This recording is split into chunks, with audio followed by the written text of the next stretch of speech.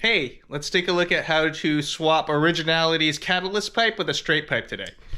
I wasn't able to show you a pretty clear video last time, but let's take a look at it now. What could happen is that your muffler will be misaligned a little bit, like it might be shifted left or right. In my case, it might have just been my hanger a little bit off, but this part where the pipe comes out, it can have some sort of rotational shift just because of how it is mounted to the upper half of the pipe.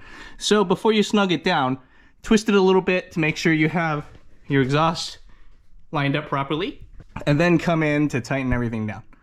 To do this, you will need a 11mm deep socket, a 13mm wrench, a 15mm wrench. Ratcheting wrenches or sockets would work too. It would just be handy. You don't need a impact gun or anything. A ratchet would work fine too, but I'm lazy. I just want to spin the whole bolt off with this, and I want to just spin it back on with this. Otherwise, you'd be sitting there maybe like 4 minutes cranking away. Before you take this apart, make sure you have your exhaust supported. If you remove these bolts, this will just rotate freely on the hangers and just kind of pivot down like this. It should be okay, but you don't want your exhaust tip coming up and scratching up your paint over here. I've already had some scuffs, but whatever, it's fine. Remove these bolts here.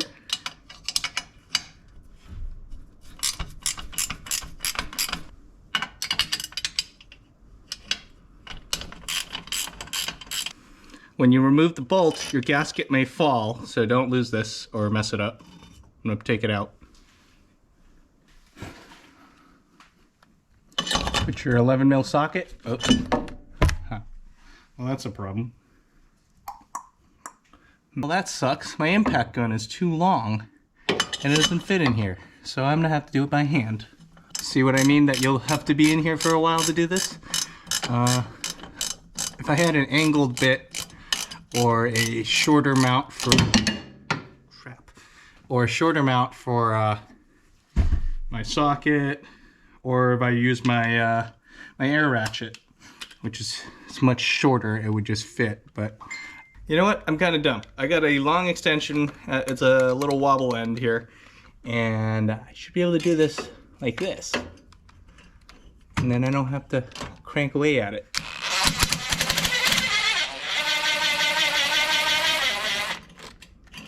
All right, look at that. I didn't back the nut out all the way.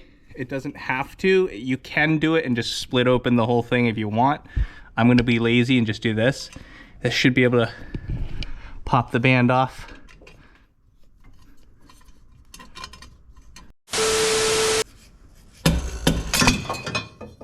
There we go. I don't know what happened. Mine got stuck up there. So I tapped it a little with the mallet and the whole thing fell out. All right, so there's my catalyst pipe. I'm gonna put my straight pipe in. Bring it back over. Looking up, you can see my V-band is still attached to the top half of the pipe. That way I don't have to finagle it when I put this up there. Feed your pipe back up through this hole.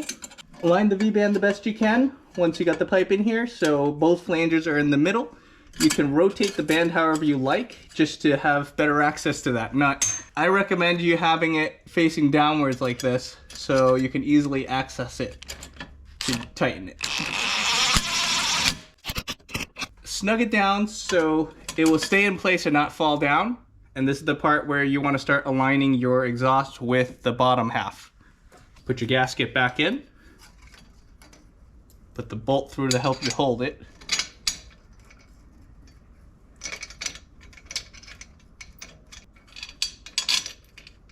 As you can see, this is where you can still have a little bit of leeway to rotate the pipe's direction a little bit, like left or right. Do whatever you need to do to align the muffler in the rear so you have your tips pointed out as you desire. Make sure nothing is hitting. Nothing should be hitting anywhere. I am happy with it here. So I will now tighten this down.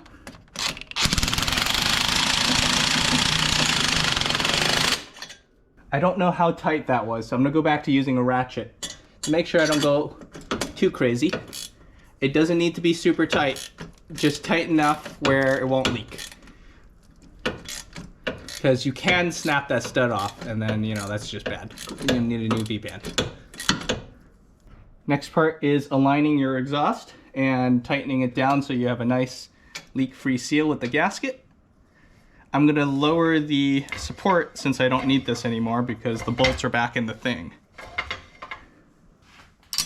This is the part where alignment is important. I'm gonna hand tight these. Once there's a little bit of friction, align the gasket with the larger flange on the downpipe side. Do it the best you can. There's plenty of gasket material. It won't be a problem if you're a little bit off. And then make sure you don't line up your exhaust so it's low on the bottom and high on the top. Try to do your best to straighten it out so it's the same on the top and the left and the right, all around. It doesn't have to be perfect, but somewhere in the middle here would be good. And I'll snug this one down. I am going to snug it down evenly, one at a time on both sides. Lower part is done. The upper part is done. And there it is. You are now swapped on the originality pipe between the catalyst and the straight pipe, or the other way around, whichever way you went. This is a pretty easy job to do. It's harder on camera because I have the camera in the way, but you should be able to do this in about 10 minutes with hand tools.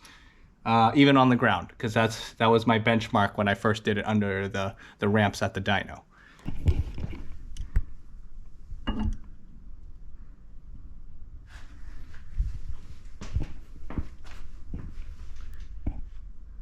Next part, grounding your probe. I have decided to retain my factory plug so it's easy for me to plug it in without having to splice anything.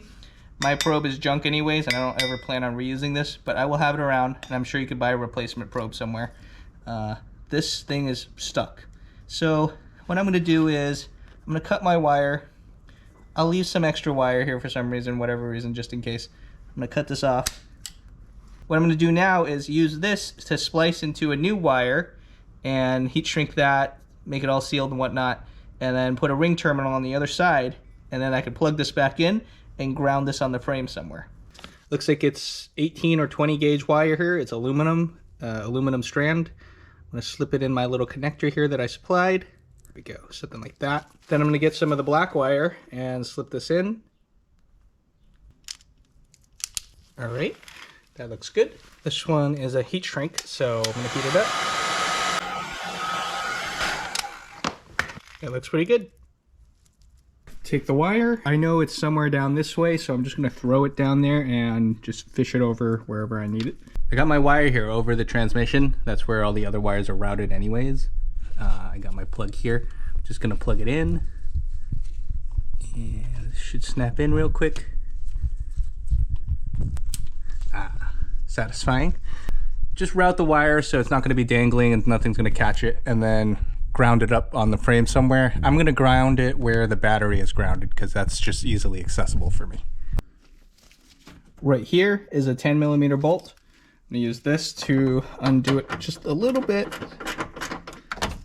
And since I have a prong, I'm just gonna use the prong to slip it in.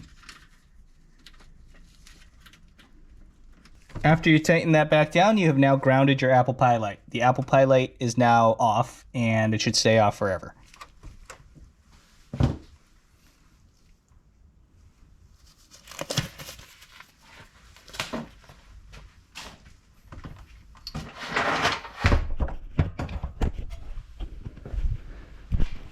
Let's see if it's true.